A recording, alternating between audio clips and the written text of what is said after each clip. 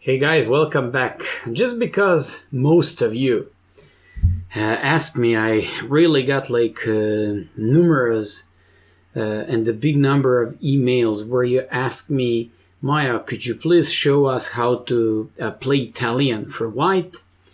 And based on my really big coaching experience, as you know, I've coached more than 700 students so far.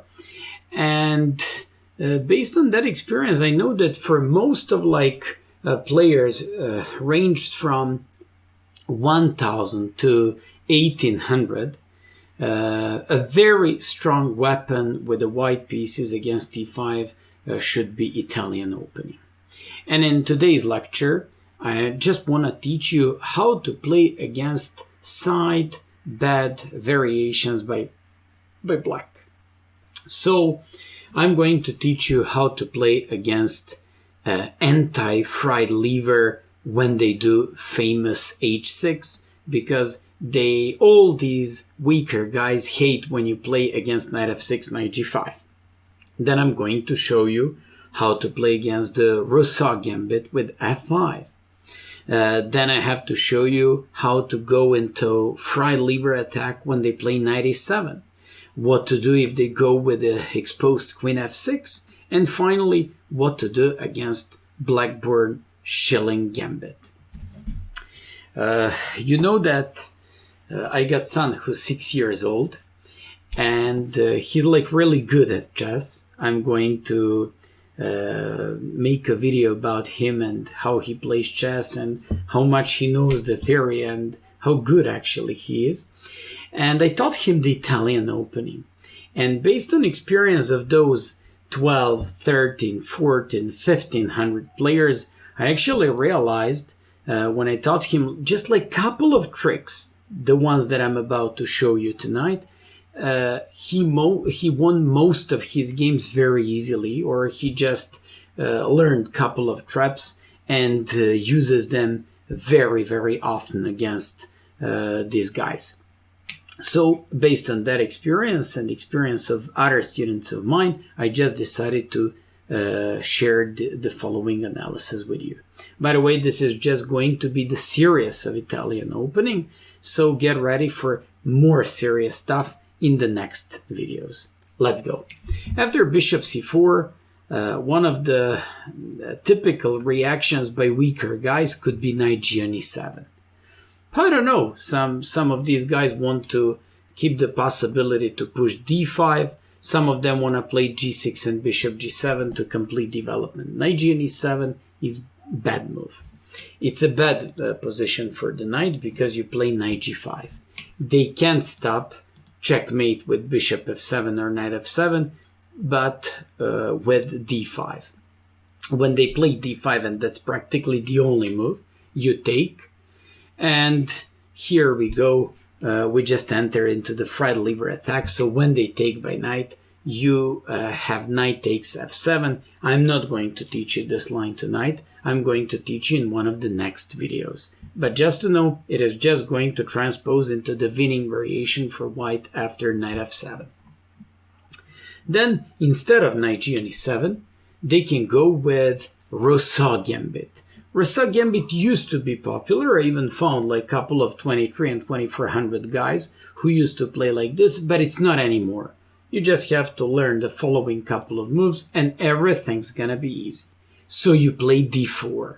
When you play d4, you open up the center, and basically from this point onwards, you would like to take advantage of this king on e8. So they can play two moves, f takes e4 and e takes d4. If they play e takes d4, you take by knight, knight takes, queen takes, and take a look at this one. We just want to complete development. We want to play knight c3. We'd like to put our bishop when they play knight f6 like there. I would like to transfer my rook from h1 to e1 after castles, and we have a huge development initiative and advantage. So when they play f takes c4, the best move is knight c3. It's, of course, we just want to complete our opening strategy and development as fast as possible. And also, we'd like to not commit ourselves yet with either short or long castles. They play c6 to play d5, and for example, knight takes e4, followed by bishop g5, followed by knight g5, followed by knight d6, followed by long or short castle. This is almost hard to resist, to go with like a crushing attack like this. And when they play d5, you just play bishop g5. Position is completely lost for black, even though it looks like they have this fork. Don't worry about the fork. For example, when they put the queen like this, you can give check and you're winning. If they play queen a5, you'll give check.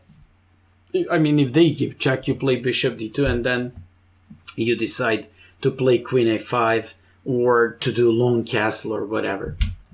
You can just put this position on the board, have some fun, go deeper with your analysis, and you just have to figure out by yourself how good and perspective this kind of position for white should be. After f5, d4, most of them take on e4. You take on e5, and they have two reactions. If they play knight e5, d takes e5, all of a sudden we threaten queen d5 to threaten mate and to attack this pawn on e4. They have to play queen e7. Looks like they defend themselves and attack this pawn on e5. Do you know what's a winning combination? Most of players forget about this one. They go castle, it's fine. You can go bishop f4, it's fine. You can go anything, and it should be nice. But this one is winning. You threaten knight e5. And if they take the pawn on e5, it looks like, wow, we just lost the pawn. No, you just play knight to d5. What's the point of knight e5? Well, you threaten on c7, you threaten bishop f4, and when they play e3 to stop that, you once again make another great point castle. Play chess like this. Complete development of your pieces. Put the king into safety with a castle. Threaten to play rook e1 afterwards to be able to fight against the exposed queen and king on the same file. This is the thing. That's why they have to play d5, and I even remember that this happened in a game of Paul Morphy back to 1860s, I believe. And Paul Morphy at that time played bishop b5, and it's winning. They can't stop knight c6, queen e5, queen h5. Sorry, queen h5, queen e5. They can't stop pressure on c6 square. If they play queen d6, you just go with the bishop f4. And of course, after bishop b5, I do not have to go deeper than that. You're already completely winning. They cannot even defend with bishop d7 because for all of you guys, you just have a nice and easy queen h5, and they can't play. They cannot move king because of queen f7 with mate soon. If they play g6, one of the most typical tactical tricks is knight takes g6, and you just go with it. Also, you can first take by bishop and do now queen h5 as well, because if they take, you take the rook. But I believe that even taking the pawn could be good because you take the queen, and absolutely, actually it's close to be made here. But also, if they play knight f6, you have queen e5 check, intermediate check, and the rook is about to fall. So just like you see, all these positions are just completely winning. So far, we've seen knight g on e7, which turns out to be bad because of knight g5, with the fried liver attack combinations and tricks. We've seen Rousseau Gambit that is bad because of d4. And let me now show you an early queen f6 where black actually exposes their queen early into the game. It's pretty bad. You're not supposed to play like this chess. Of course, somebody said first develop your knights and then develop your bishops. Don't do that early with your heavy pieces, especially queen, because it might be afterwards chased away, and that's exactly what we do. We play knight c3. Problem of this queen on f6 is they don't even have c6 to prevent knight e5. So they're a very, very bad situation. So when they play h6 to prevent d4 followed by bishop g5. And by the way, if you ask me why do they play this? In order to fight against d4, but it's not going to work this way. You play knight c3, they go h6, you go d4, they take, you play knight d5, and you take on d4. Position is more than prosperous here for white. You just have like short castle, bishop f4, queen h5 ideas, knight f5 as well, and white looks seems to have crushing initiative. After knight c3, they have to go d6, you play d4. What's so special about this d4 move? An idea with the bishop g5. An idea where you with the tempo, develop one more piece of yours. So when they go like this, bishop g5 and knight d5. Here you just threaten on c7. Position is practically dead lost for black. So we've seen these three continuations. It's time for a very annoying line. Annoying for most of you who learned how to play against the main line knight f6, FIDE lever attack with the knight g5, just like I told you. Be patient. This is like series of Italian videos, and I'm going to teach you this in one of the next chapters. So bishop c4, h6. For example, a big number of guys face this knight g5. They don't know how to play against it. They don't know the theory there, and they just play h6. It's called anti-FIDE lever. I usually explain and teach my students, whoever plays on the wing, on the side, whoever does not care about the center, you should play d4. So basically, any h6, play d4, break in the center, and play like this. When they take, you play knight takes d4, and this is a normal game, more or less very normal position. So what's the point here? I played a game when in one simul. Actually, it was recently played simul against one chess club in California. So the guy played knight takes d4. I captured, and of course, knight f6 doesn't work because of e5. So they have to play d6 first. The guy played this move. I played castles, of course, completing my development, and now he couldn't play bishop e7 because g7 was hanging, and played knight f6. Looks normal. But here I came up with very easy tactics. I played e5, the guy captured, and I played bishop f7.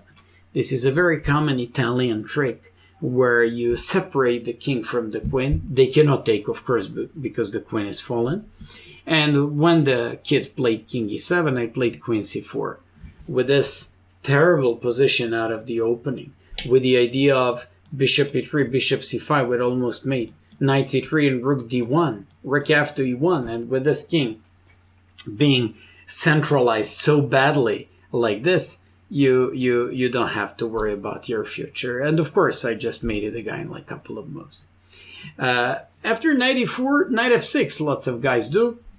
It looks like normal, developing, they attack the pawn, you play knight c3, and most of these guys play bishop b4, hoping to go against the pawn on e4, pinning this knight. Here I just have to teach you something. They can play bishop e7 because of knight f5. So they just have to go with bishop b4, and looks like, wow, it looks annoying. They threaten this knight on c3, pawn on e4, and they're about to complete development with your castle. You have to play castles. And the point of this castle is that most of weaker guys fall for the following trap. They take on c3 and they take on e4. And here you just go with a bishop a3, followed by rook e1, followed by queen g4. But don't forget about this nice resource with the bishop a3 that reminds me very much of Evans' Gambit. By the way, I'm also going to do in this series Evans' Gambit for white as well. So just like you see here, after castles, they have to play short castle, and we played knight to d5. It's a very important move where you chase away this bishop. You want to grab the bishop pair. You want to fight against the knight on f6. And the whole point of this system, when you play this strong move knight d5, which presents like the only move for initiative for white here, they cannot take on e4. Now I'm going to mention the name of my student Theo, who says, Maya, here somebody said not knight f5 but knife f5, because this is like such a strong weapon. Knight f5, actually we're gonna call it knife f5, and look at this, you threaten bishop h6, knight g7, queen g4, and all of a sudden white has unstoppable mating attack. So don't forget, against fried lever you just have to go. They play on the wing. They don't care about the center. Okay, man, I'm going to follow the basic and elementary chess rules. So I'm going to play in the center and play d4. And finally, I want to show you a very cheap trick that I noticed that lots of guys did against my son. And it's knight to d4. I believe you also faced this one, but you weren't even aware of the trick and the possible trap and how badly you could have lost in these games, or maybe you did.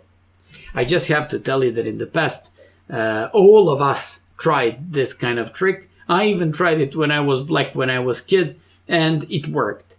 It's called Blackburne Shilling Gambit. So what's the point of this?